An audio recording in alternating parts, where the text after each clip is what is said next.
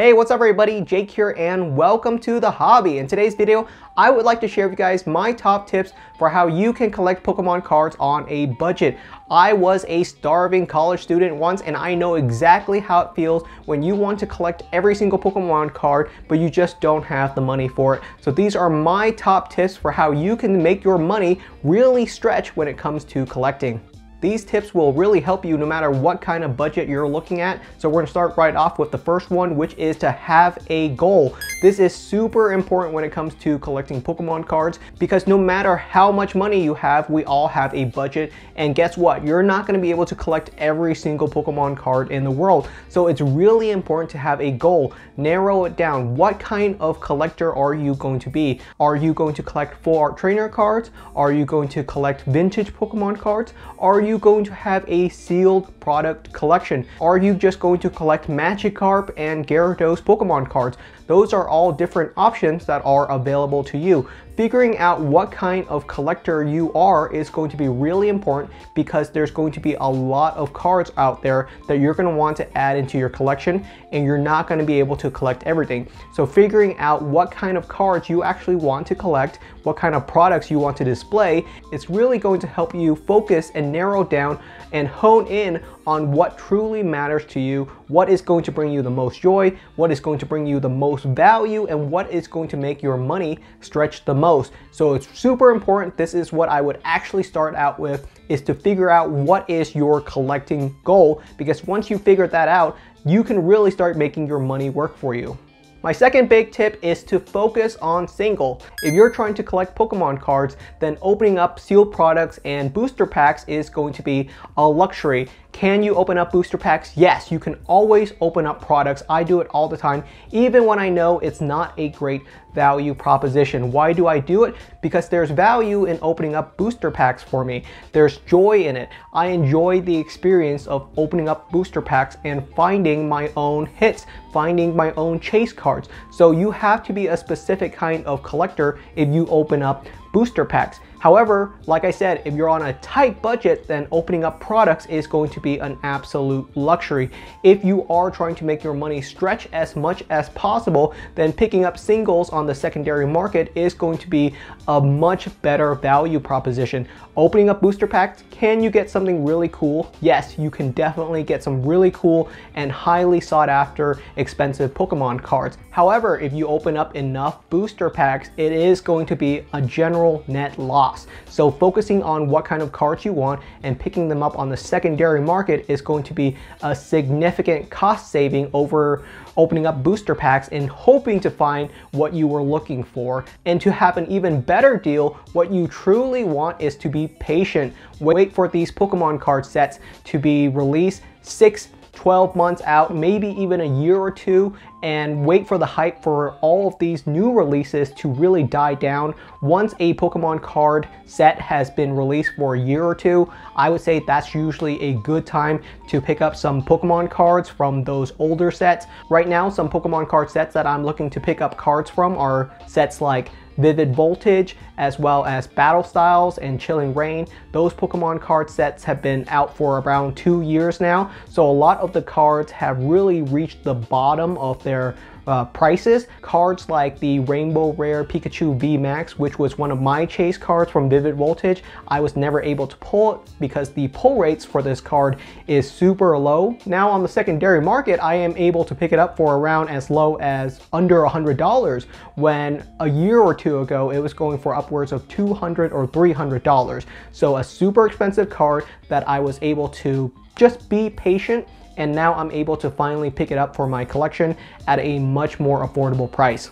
My next tip is to build relationships in this hobby. There are so many different ways for you to connect with other Pokemon card collector. This is super important if you are someone on a budget. There are so many collectors out there that are going to be willing to share part of their collection with you. They are going to be willing to trade Pokemon cards with you. And you can also build relationships within your local community with other game stores and card shops.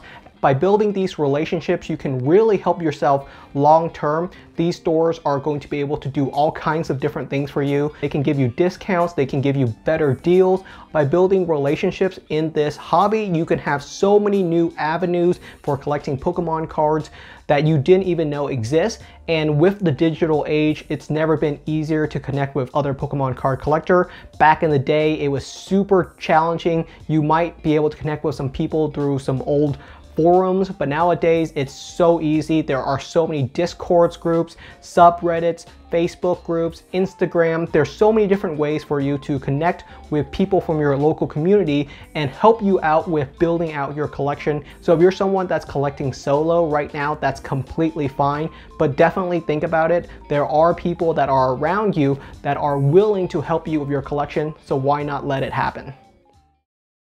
My next big tip is to look for deals. This might sound super obvious, but if you're low on cash, then you've got to be willing to trade your time. What this means is instead of picking up products or Pokemon cards from the very first listing that you see, you're gonna have to do some serious research. Look around, browse every single different marketplace that you can find. eBay, TCG Player, Mercari, Buy, whatever platform you are looking at, look at every single possible platform and see what the actual best deal is. If you're on a tight budget, you're not going to be able to have the luxury to pick up the Pokemon card from the very first listing that you see. You're going to have to seriously look around and truly understand what is going to be the absolute best deal on these Pokemon cards. And sometimes patience is going to be the most important thing. If you cannot find the best deal right now, have it on your wish list. Look around, wait for the right opportunity to strike. When you finally have a good deal, you're gonna understand that and you're gonna be able to scoop in and pick up the Pokemon card that you want for the right price. The last big tip, and this is one that I was really good at, is to be scrappy. What that means is you've got to be flexible and innovative in how you collect Pokemon cards. There are so many Pokemon cards out there that I would call sleeper. These are Pokemon cards that are probably completely undervalued right now that people just don't understand that yet. You're gonna have to figure out what these Pokemon cards are. You're gonna have to be innovative. Think about what kind of promo cards are really cool but are so cheap right now that people aren't really thinking about, or what is some really cool sealed products that no one seems to be collecting right now. You have to think outside the box if you are going to become this budget collector. You're going to have to be able to find the good deals before other people even recognize that there was even a deal to be had. There were so many Pokemon cards that I thought were super cool and super underrated before anyone else were able to pick them up. So there are cards out there that are currently going for $50, $60, $100, $200, even more than that, that I picked up for $5, $10.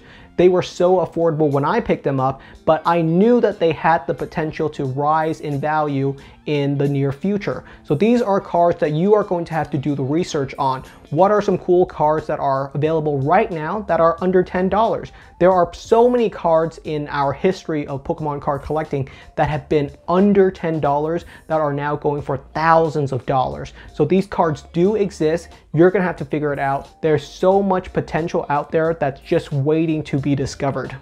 Those are my top tips for collecting Pokemon cards when you're on an extremely tight budget. I used to collect Pokemon cards while working a minimum wage job at my local university textbook store, so I completely understand what it means when you only have $30 or $40 to start collecting with, and you aren't able to get the high end or the top cards out there. And so you really have to be innovative, thinking about what are the absolute best deals, what are some great cards right now that are only going for a couple of dollars that are going to be extremely valuable in later years. So those are my top tips. Let me know what your guys' thoughts are. If you have other ideas or other tips that you'd like to share back with the community, then definitely leave me a comment. I would love to hear about your guys' thoughts. I know how hard it is to collect Pokemon cards nowadays when so many different sealed products are going for hundreds of dollars. It's so challenging to really collect anything when the top hits from every single set are worth hundreds of dollars. So collecting any set can cost you thousands of dollars nowadays if you try to collect everything. Thank you so much for watching. Let me know what your guys' thoughts are, and I will see you guys next time.